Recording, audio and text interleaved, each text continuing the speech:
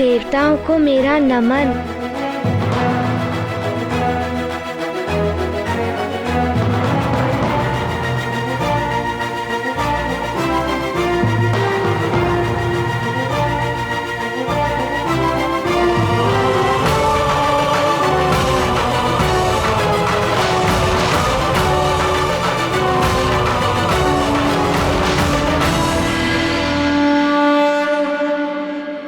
मेरे लाल,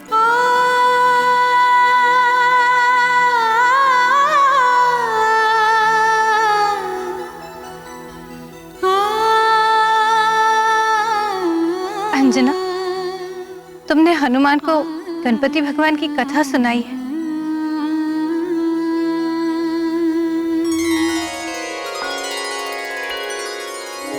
तुम्हारे जैसा पुत्र पाके मैं धन्य हो गया हनुमान। तुम्हारी सदा विजय हो।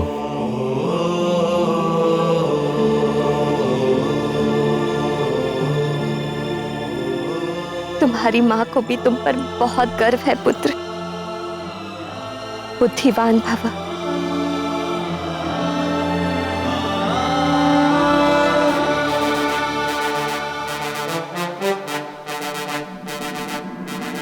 हे ईश्वर, इस परिवार के सुख को यूं ही बनाए रखना प्रभु।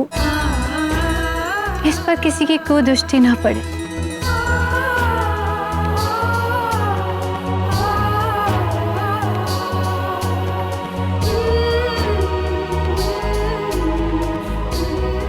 पुत्र हनुमान, आज से तुम्हारी युद्ध शिक्षा आरंभ करनी है।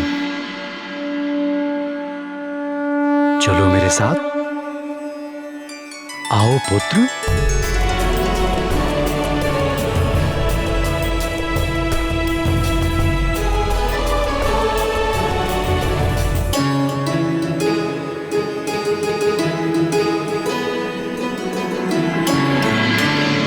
मातली, तुम मेरे सारथी ही नहीं, मेरे सबसे विश्वसनीय सहायक भी हो।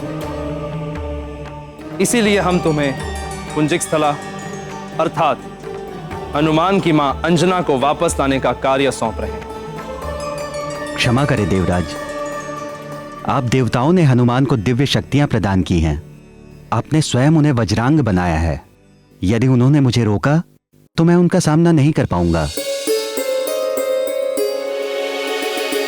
किंतु हम नियमों के समक्ष विवश है मातली, तुम्हें जाना ही होगा। आपकी आज्ञा का पालन करना मेरा धर्म है।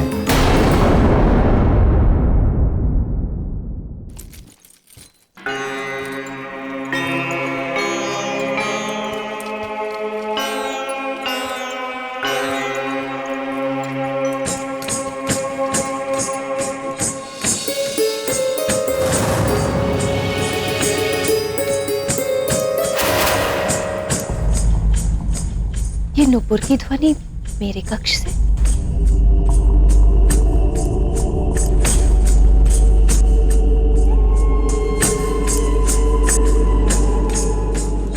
कहीं हनुमान फिर से कोई नई क्रीड़ा तो नहीं कर रहा?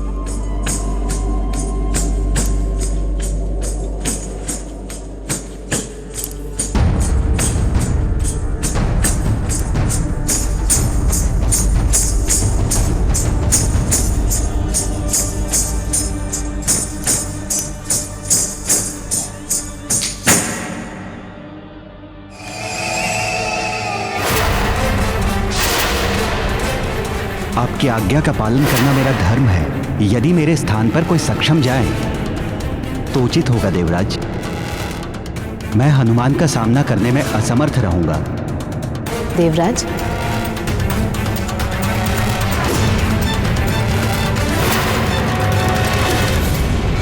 पुंजिक स्थला को लेने उसकी सबसे प्रिय सखी जाएगी, उर्वशी। मैं जाऊंगी पुंजिक स्थला को लेने।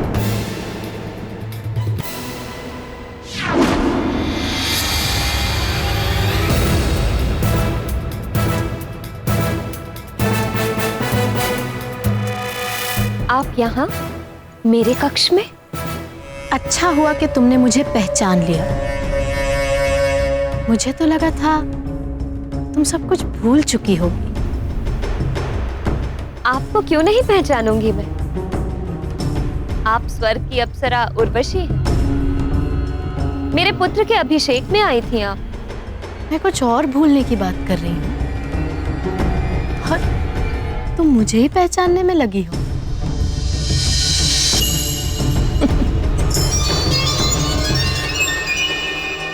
पहचानना तो तुम्हें कुछ और ही है।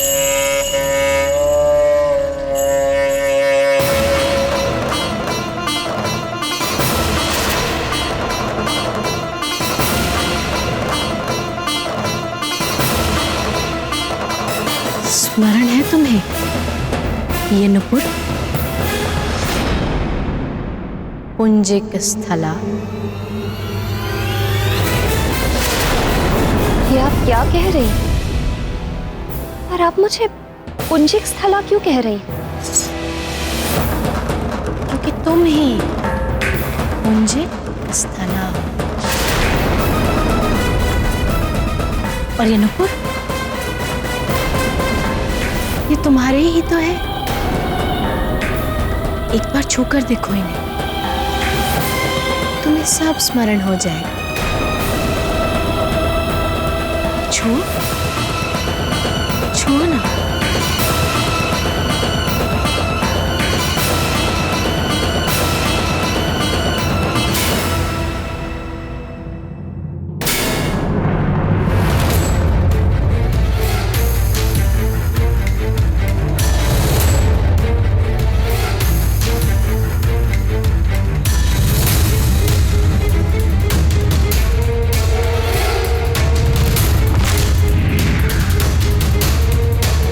मिट्टी की बाम्बी में मुझे वानर आकृति दिख रही थी तो वानर बाहर नहीं, तेरे भीतर है।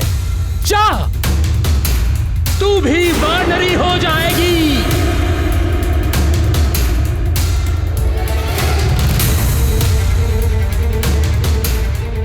तू शोक न कर पुत्री, तुम्हें भगवान महादेव के अंश को जन्म देना होगा।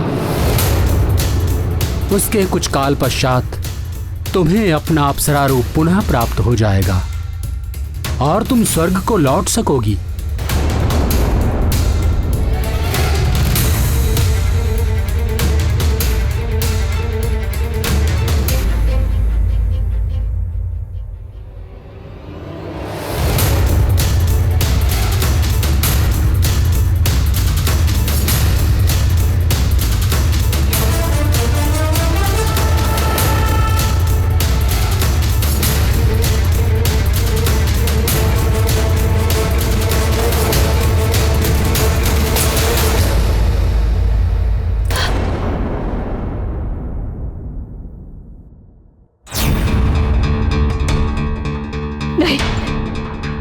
ये कैसे संभव है?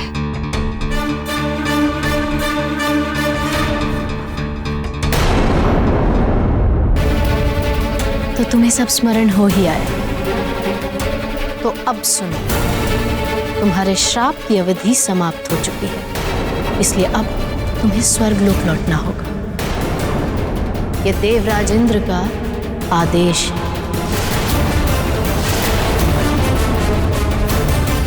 ये कैसे संभव है? मेरा पुत्र हनुमान अबोध बालक है। मां हूं मैं उसकी। मुझे उसे योग्य बनाना, उसे छोड़कर मैं। अब तुम मां हो या महारानी, उससे कोई अंतर नहीं पड़ता। ये श्राप तुम्हें एक पुत्र को जन्म देने तक के लिए ही मिला था, जो तुम हनुमान को जन्म देकर पूर्ण कर चुकी हो।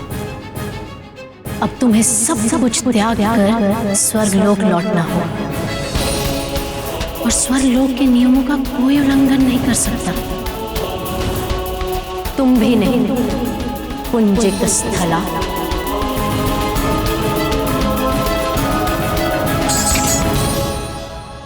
यही है तुम्हारा जीवन, तुम्हारा धर्म, पुंजिक स्थला। अन्य सब तो भ्रम है। ये नुपुर पहन लो और चलो मेरे साथ स्वर्गलोक। स्वर्ग के सुख तुम्हारी प्रतीक्षा कर रहे हैं।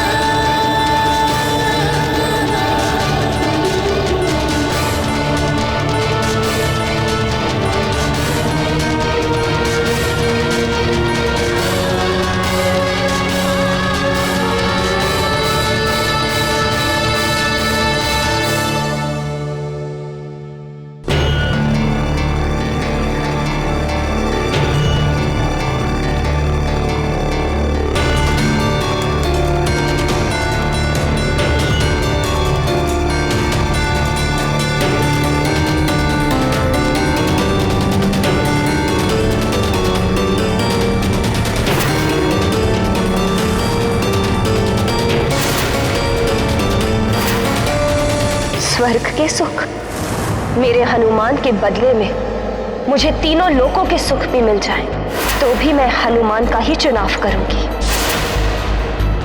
मेरा हनुमान ही मेरा सुख है, मेरा सबसे बड़ा सुख।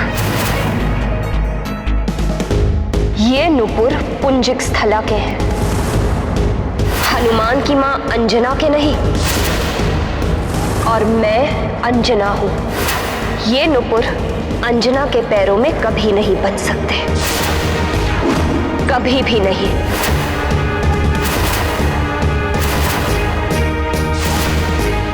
तुम ऐसा नहीं कर सकते।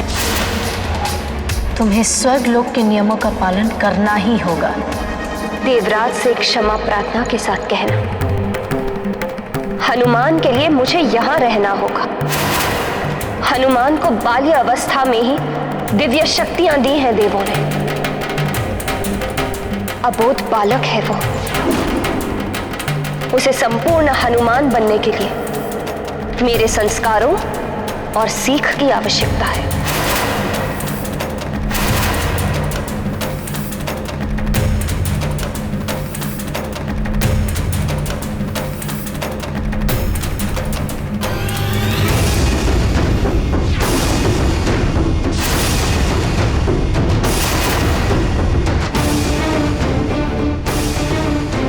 और मैं उसे वो संस्कार और सीख उसे अवश्य दूंगी।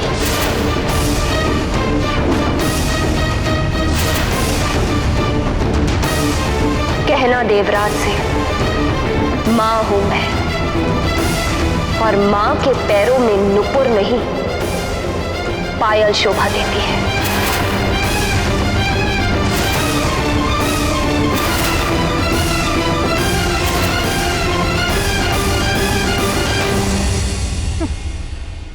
मां, देखती हूं मातृधर्म की विजय होती है या अप्सरा धर्म की।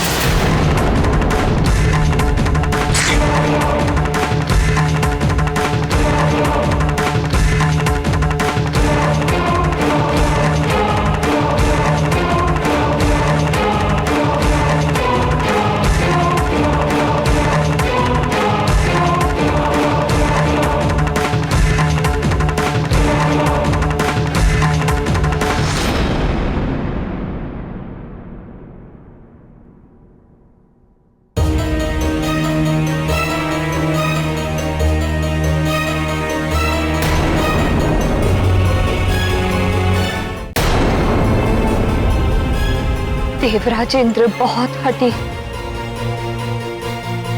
नियम पालन के लिए वो कुछ भी कर सकते।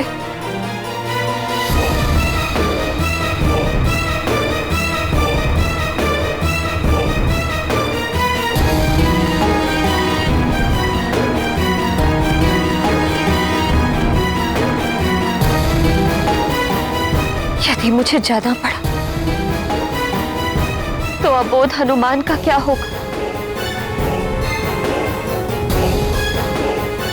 महाराज को बताऊं कि नहीं?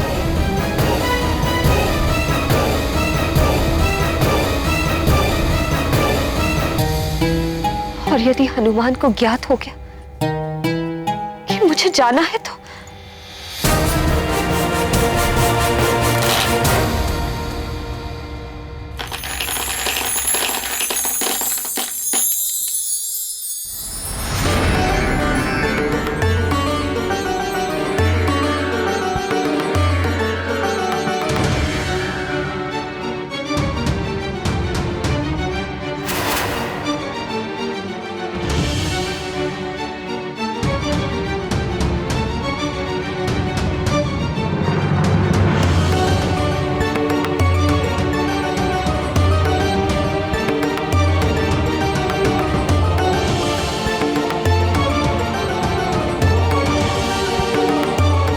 कहीं मैं भी इन मोतियों की तरह टूटकर बिखर गई तो, और वो संस्कार जो मैं हनुमान को देना चाहती वो भी बिखर गए तो। नहीं, मैं भले ही टूट जाऊं उन संस्कारों को नहीं बिखरने दूंगी मैं।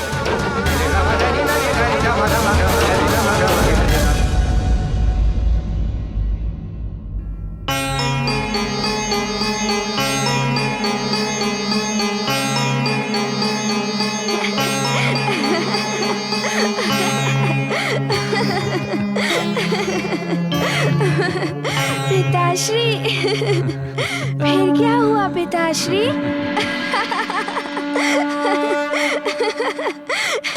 ये तो बड़ा ही अच्छा हुआ। कैसी मनमोहक हंसी है मेरे हनुमान की।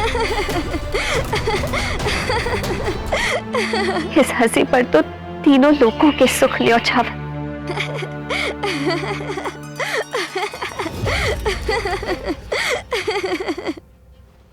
क्या कहूं अपने पुत्र और स्वामी से कि देवराज ने। तुम्हारे श्राप की अवधि समाप्त हो चुकी है। तुम्हें स्वर्गलोक लौटना होगा। ये देवराज इंद्र का आदेश है।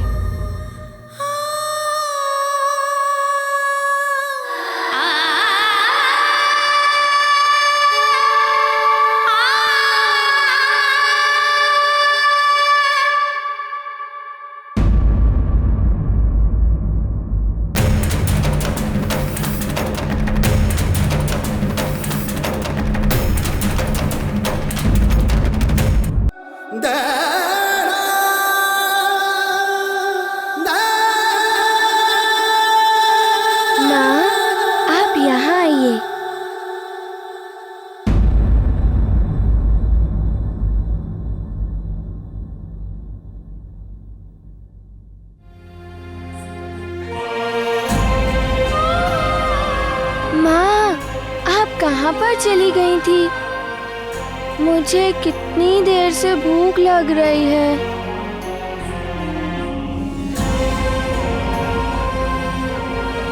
माँ, मैं ये सोच रहा था कि कब मेरी प्यारी सी सुंदर सी माँ आएंगी और मेरे लिए भोजन परोसेंगी और मुझे अपने हाथों से खिलाएंगी।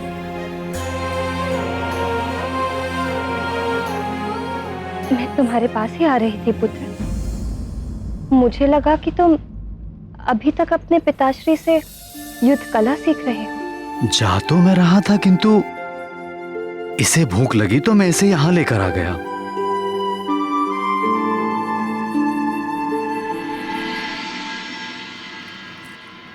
कैसी माँ हूं मैं।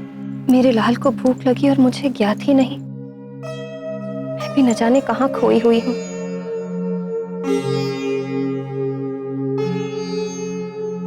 चलो पुत्र, मैं तुम्हें भोजन देती हूँ।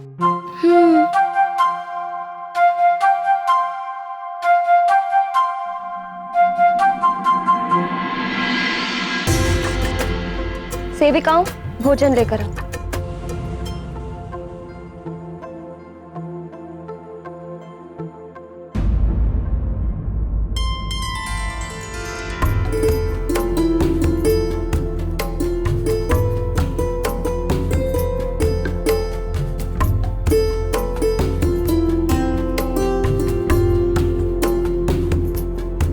क्या हुआ? कुछ विशेष?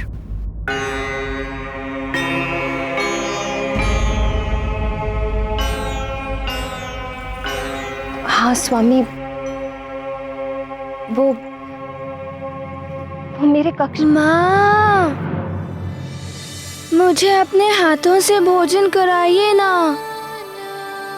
अंजना, उसे भूख लगी है, पहले उसे भोजन करा दो।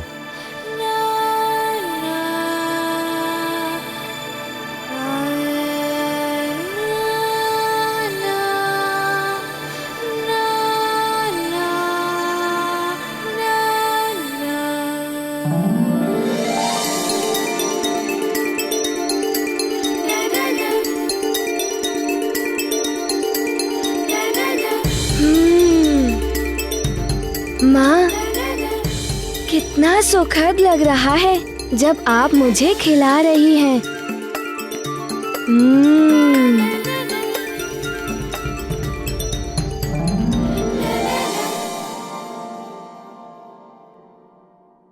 मेरे पुत्र की शिक्षा अपूर्ण है अभी, उचित अनुचित का ज्ञान नहीं।